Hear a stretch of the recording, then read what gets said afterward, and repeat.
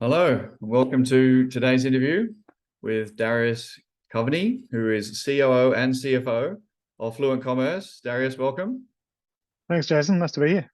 A hell of a role, COO and CFO. As a former CFO, I am in awe of you right now. Look, Yeah, as you all one know, too many hats.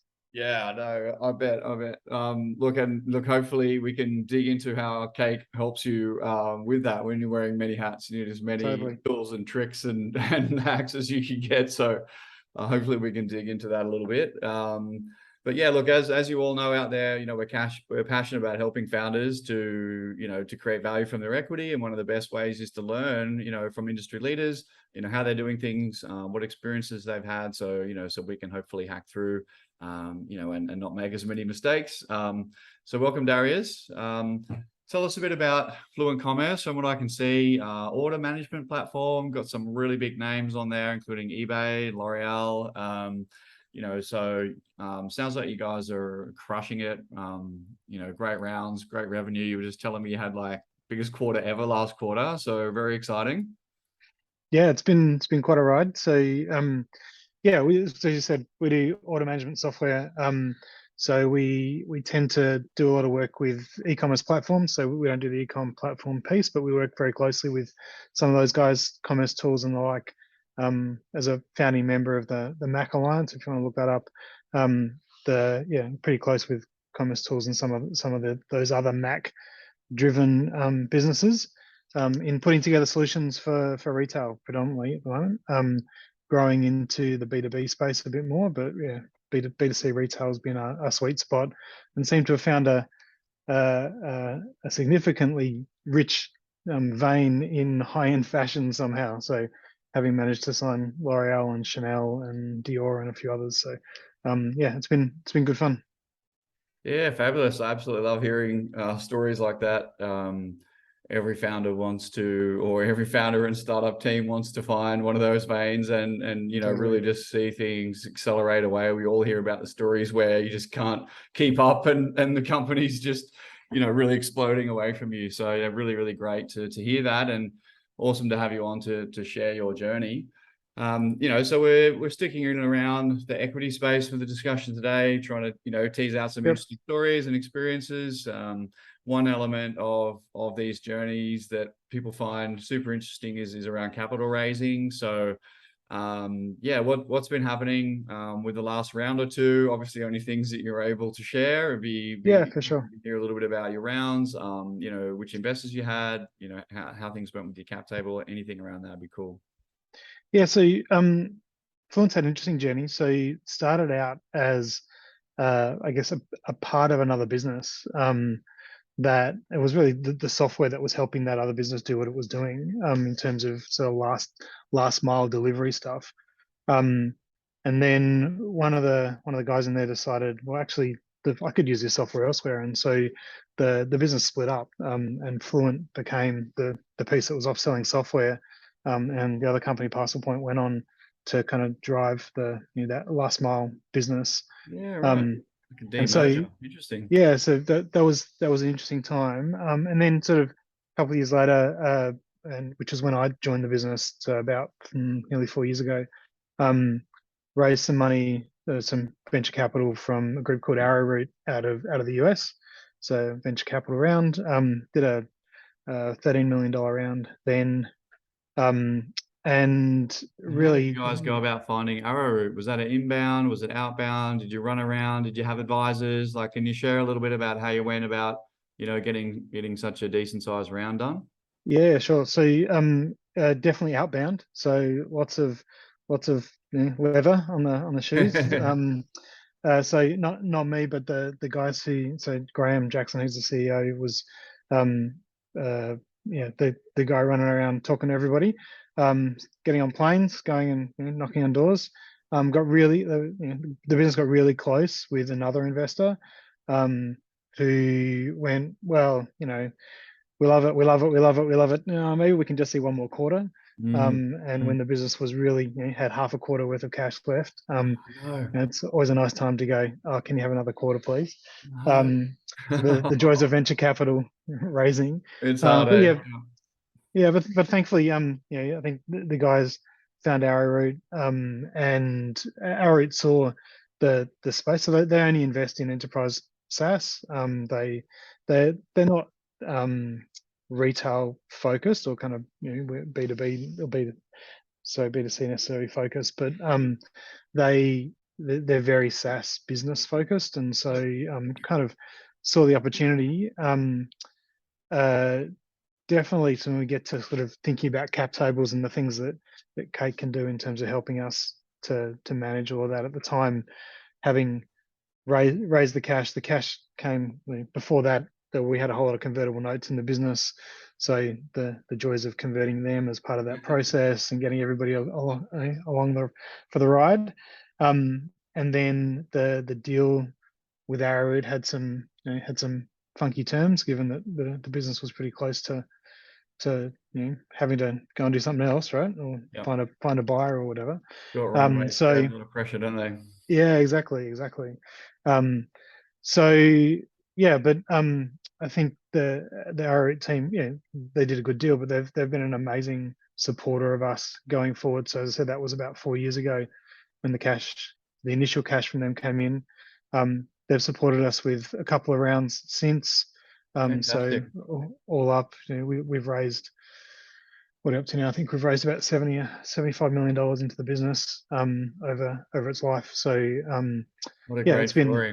it's So, been deal under adversity and then, rolling into multiple rounds and, incredible growth story. Just absolutely love to hear that. That's so cool. yeah, absolutely, yeah. And having been able to take that initial money from Arrowroot, and we've grown the business at I think ARR's grown at a compound rate of 85-90% since then. So it's been good. Happy days. Happy days. Long may it Good for them continue. too, right? Long may it continue. Look, it doesn't Yeah. come without its pain, and very fast-growing companies are pretty hectic, especially in the CFO, COO role. So, good on you for keeping things moving at that, with that rapid growth rate. That's awesome. And look, we love having you as a Cake customer, and I know you're now also using our new Global Teams product, and we're Yep. super excited to see that happening. And look, let's go back a step, I guess, and talk a little bit about how you came to Cake, and what was it about Cake that I guess attracted you to us, besides the fact that we're Aussie. Yeah, exactly. Yeah, got to support the locals, right? Yeah, no, like I think so. Um, when Arrow made the investment, one of the things they said was they didn't specify. So they weren't general in what they wanted, right? They put in the contract, you have to put in place Carter, right? So one of your competitors. It took us a little while to get to that project, given everything else that was going on. But once we did, it took a long time to get that in, and it was frankly pretty painful. We got it in for our shareholder base, so for our investors. But when we came to trying to do the ESOP, the way Fluent runs ESOP is we give ESOP shares to everybody in the business, and we issue every year. So we give everybody a top up every year. And so when we'd grown to we're about 150 people now, across multiple years of issuance, and like the matrix was getting pretty complicated. And then when you add 9 odd jurisdictions to that, it was frankly just too hard for Carter to deal with. They're very we found them very US centric. So talking a lot about 144A valuations and those things. But when I started to go, okay, well, I want to issue to employees in the UK and employees in France and employees in wherever, it just got too hard. So we started looking for an alternative. Well, obviously we'd heard about you guys around the Aussie network, but But we've seen yeah, my face got on LinkedIn 100 times yeah, it's been some of these, right? But yeah, sort of started talking to the team. Had a really great initial conversation around, particularly that international bit. Always great to be able to talk in the right time zone as well. That helped. And then yeah, with Shannon helping us through the process of onboarding. She's been amazing. So in terms of being hands-on and really helping us to actually get it up and running, and really as concerned about it, probably even more so than than me in terms of like wanting it to be in right and up and ready for our employees. Has been amazing. As you said, using that new product of yours for the international piece and looking at all those different jurisdictions. It's been great. It's been pretty seamless. Yeah, awesome. No, we really love that product. When we were designing it, we were looking at, you know, some of our customers and people and the way they were, you know, netting lawyers in every country and, you know, having to get tax advice in every country and then putting it all together into the one platform. It's just such a difficult thing to do. So Yeah, I think it's one of those things where you might start. For us, like we got a bit of advice for the UK and for the US, and then you sort of go, well, I've only got a couple of people in France, so maybe I'll kind of make do. And it's not necessarily the best outcome, not just for the company, but really it's about the employee at that point, right? So yeah, getting the right outcome for the employee with their tax position and making sure you're doing the right things to tick the right boxes for the regions. Um, so yeah, I think that that's been awesome in terms of coming into the Cake family and taking advantage of that work that you guys can do once, and then we can cookie cutter across multiple clients. I think that that's really clever. awesome. Good to hear. Good to hear. And I suppose in your role, I guess you work a lot with people ops, do you? So you've got sort Yep. of people ops Yep. manager and HR elements, and Yep. you're looking to, you know, attract, engage, and retain, you know, this huge team now in multiple time zones and countries. So I imagine it's a pretty complex thing to manage the employee equity. Yeah, absolutely. And for us, having started out with going down one path and then flicking to you guys, but going down the other path, and employees have been waiting for a long time for a system they can log into and see. As I said, we're issuing every year, and so they might have different terms on the option. They might have Yeah. different strike prices, etc. Time So frames, different exercise prices, like yeah, there's so much variance, and they would have it's absolutely no idea, nearly, would they? exactly, and great that I've got one big spreadsheet, right? But not that Imagine I'm a them all spreadsheet. asking you at the same time, "Hey, what's this? What's this?" And you're like, Exactly. It did become a bit of a joke in we have a weekly huddle at 4 o'clock on a Friday, and became a bit of a running joke from a couple of the guys of, so when am I going to be able to see my ESOP? When am I going to be able to see my ESOP? When am I going to see my ESOP? So yeah, it was Shannon will tell you, I was pretty happy to be able to go to that Hey, huddle. We got it released at I think midday on the Friday, so that I could go to huddle at 4 o'clock and say, that question you've been asking me for 6 months, right? There you go, it's done. amazing. Ticking one of those things off the list. And Yeah, I know from my days in CFO land, you got a lot of things on the list all the time, and it's just only so long you can carry those things, and it's just so wonderful when you can tick them off. And yeah, totally. we talk a lot here about ownership culture and, you know, talking to the employees about, you know, how many options have you got? What are they worth? You know, where are we going? Increasing the value over time, I presume, in the last few years. You know, the value of the options for some of these team members that have been around for a few years gone up quite considerably as well. There must be some awesome, you know, benefits and stories getting around the company. Yeah. Yeah, absolutely. I mean, we don't talk a lot about the external value. So being and you continue to go through multiple rounds. I don't like the market goes up, the market goes down. Yep. People get excited about well, everybody 18 months ago, everyone wanted 20, 30. I think Canva raised at 100 times multiple, right? So Yeah. Yep. and then all of a sudden now it's 2, 3 times multiples. So like that bit's a bit too volatile for me. But we do talk about the underlying drivers of that value. Like we talk about the value of the business and what employees are doing to help drive that value and drive their own option value and how that works and how that helps. So seeing them be able to understand what their link is and link to those options. And yeah, I'm really hopeful that at some point in the future we get to some sort of event that sees that value come to fruition, and for all the people who've put in the hard work over the last 5, 6, 7 years. Yeah, so cool, isn't it? And you're absolutely right. Need to find a balance because exits do occur and they do occur at huge valuations, but you know, you definitely can't bank on it and Yeah, markets fluctuate wildly. And so trying to find that right narrative of talking about what the opportunity can be, but not overselling it as to say, hey, we're all going to be off with our beach houses. Like you got to be Yeah, really, exactly. you got to be really cool about it, because you're trying to build long-term relationships with your team, but just trying to make sure you got the right drivers and the right culture that you're happy with. To help people understand that there is real wealth creation in startup equity, especially Yeah, in a absolutely. company like yours that's going, very, very well. Of course, things can go wrong, and we're Yeah. working to mitigate those risks. But one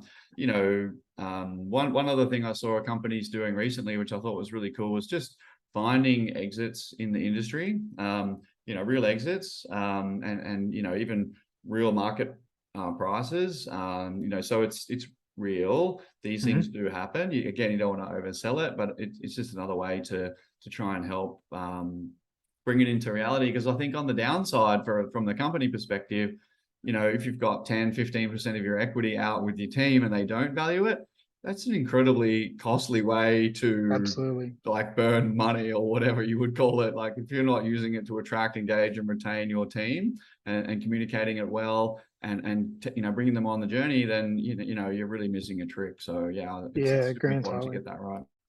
Yeah, and that's right. And so, which is why we talk about the drivers, and we do talk about where the value of the business could be Oh, when exactly. we get to an exit, right? But just not too frothy. No, it's like I lived in listed world for a little while, and yeah, where the market's judging you every day and giving you a number, which Yeah. is based on 3 6 month old data. It's based on what everybody else is doing. It's based on all Oh, sorts of other exactly. things. And So it makes you do yeah, short-termism with your planning as yeah, well, which which is is the opposite terrible. of what you kind of want to do. So it's nice to not have to deal with those cycles, isn't it? Agree entirely. Cool, cool. And like from a regional perspective, any insights on why have you hired globally? Is it access to the customers? Is it access to particular skill sets? Is it a time zone, particular departments in the company that you saw was smart to build this global workforce? It's really always interesting to me why companies do it and what the benefits are. Yeah, for sure. We've done a lot of so most of our offshore growth has been driven by go to market. So around about the time we raised the initial capital from Arrowroot, we closed a couple of deals in Europe, and so it was time to put a sales team in Europe, a go to market team in Europe. So we just hired them sort of with the first. That was the first thing that happened off the back of the money coming in, and that's now, well, I think it's about 65% of our business coming out of Europe. In Oh, the good. last 18 months, we've invested in the US with the hope to do the same thing there and see that grow. But once you put sales there, then you start to sign clients, hopefully, and then those clients need support. So we now have client success teams in those regions.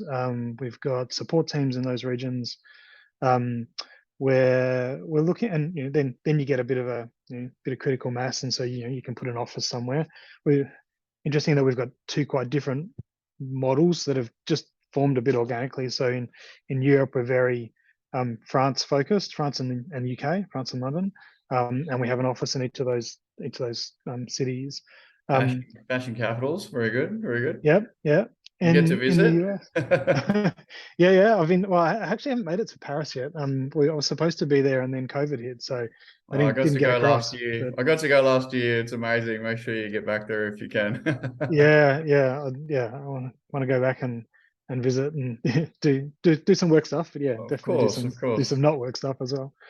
Um, but yeah, but US, given sort of it's been the last 18 months we've gone into the US with COVID, that's really has like changed our like the way that we've gone into that region. So rather than go and hire a team in a particular city, we've actually gone looking for talent across the country. And so we now have employees. Uh, my head of finance and payroll is ticking off the states in the US as we get them all right. So um, Yeah. not as a Having good thing, 50 of but them. yeah, Yeah. exactly. Given the compliance and all that sort of stuff in the US, but Yeah. again, we've got a different partner, a different model to help us over there. Yeah. Um, but yeah, they looking for talent in the right places. So Do you that's use like been an employer of interesting. record or something like that? Do you use like a Yeah, deal or a remote or something? Yeah. yeah. So we use in the US we use a group called Sequoia, Oh, who yeah. do but they don't do every state. So there's some stuff, a lot of stuff we've had to do locally, also internally as well. Yeah, and then we use an employee record for employee. We now have employees in Canada, Germany, India, Singapore, etc. Right. So yeah, Yeah, we partner with a trying to bunch of have one or those. two. We partner with a bunch of them because, like, we solve like a different element of the globalization of the, Yeah, absolutely. of the team. And there's so much complexity from country to country, and especially when you're growing really quickly, it's really hard to navigate all that. So yeah, totally makes sense. Yeah, we started out with let's put we want to hire somebody, and then of course the recruiting team come up with somebody. Oh, we found somebody there in Luxembourg. No, Okay, exactly. It's how like, do we hire oh, someone in well, Luxembourg, right? we need to grow. We need this Yeah, person. And then, yeah. yeah, So especially in Europe, like 30 or 40 countries there, or maybe 25, 30 countries there. And then the yeah, US is like 50 different countries to leave. it So totally is. Yeah, yeah, it really is. It's really like cool. a whole 50 odd different countries. And so I guess when you're doing all that, and you've been working with Cake for a little while now, what are I guess the biggest benefits? I guess at a high level, you need to make sure that the plan itself is okay and you're eligible to issue options to all these different countries. And then you need to Yeah. obviously think about the employee side and the contractor side, and making sure you're not causing them problems. What was it about Cake, and is there a little bit of detail and context that you can provide about some of the challenges that we helped you overcome? Yeah, so I think for our journey with Cake, the the things I was trying to solve for in sort of making the move were one, that piece around the legal complexity, right? So how do I get across the requirements in each of these countries, and how do I make sure that, as said up front, like, it's good for me, but more importantly, it's good for the employee, right? So that the employee is getting the right outcome. Um, but on top of that, then that piece of visibility for employees, so that they can see what's there, and so wherever they are, they can see what piece they've got of the cake, right? Yep. Um, Yep.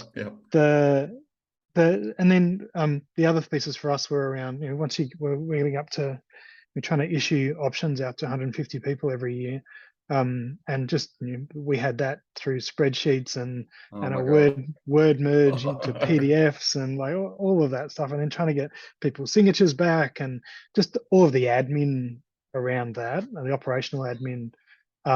It's intense. The Yeah. Yeah, like it was full People on. So sign in being the it, wrong place and they don't understand it, and then they're just asking yep. questions all the time. And who signed, who hasn't signed, Yep, keep trying to oh keep my track of, goodness, yeah, have they signed or have they not, and have we different issued the versions of option the certificate? spreadsheet. Have we, yeah, all of that stuff, right? So, yeah, so I mean that for me personally, like that piece of just solving for that admin, Yeah, has you'd be the been happiest awesome. person about Cake of everybody there, because you're like right in the center of just all this administration. So yeah. Yeah, and that was always the thing, right? With these, the conversations with the guys at Huddle of like, why haven't you done it yet? It's like, believe me, I want to do it, right? It's just getting the prioritization and getting it up and running. Well, thinking about you as sort of the cap table owner, the stock option plan owner, like you're probably the biggest beneficiary from a day-to-day time Yeah, and stress totally. saving perspective. But let's go through all the stakeholders. You've got like investors, they have access Yep. to their stock certificates, share certificates, whatever country they're in. They can see their holdings, they can see their transaction history. That they've got some audit access. So your team also, they all have access now as well.